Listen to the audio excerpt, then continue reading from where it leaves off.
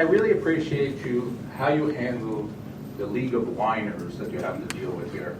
It's a standing job. Don't listen to the idiots out here because And how much do you get they're paid? idiots. They're idiots. He's out of line. They're idiots. He's out of line. He's I'm a no citizen. legal I'm a idiot. citizen. Shame on them. Shame on them. And I hope they talk about it at their stupid little taping at the rustic mill. Make sure you get all that. About 3 points on this, Sullivan going off.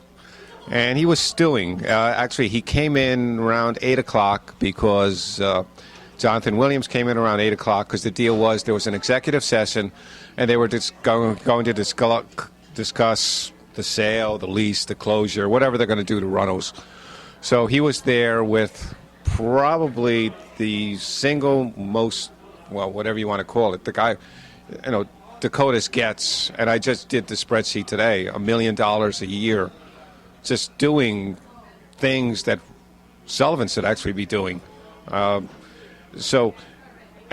that's what he was there for, something, closing Runnels, which that was his obligation or whatever they're going to do with Runnels. That was his reason for being there, and doing it in private behind closed doors. So that's the way they govern. So that's one point. The other point is he seemed so desperate to be congratulated. Like, he was all up. He was in the picture with the other freeholders, and he wanted to go up there initially to say, thank Linda Carter, but he really wanted to thank you, just to himself. I don't think anybody actually said that to him. Maybe when they were all up there together and they included him. But when you consider what they're being thanked for, going to catered meetings once a month, twice a month, and asking questions off the top of their head.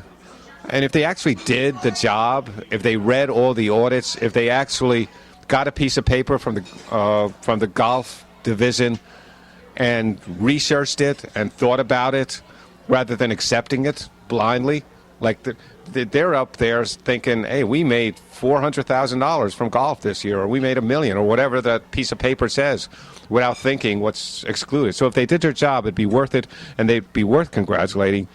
But they don't seem to be. It's not in their nature. And the last part is that legal whiners thing, and I haven't reviewed the tape, so I can't.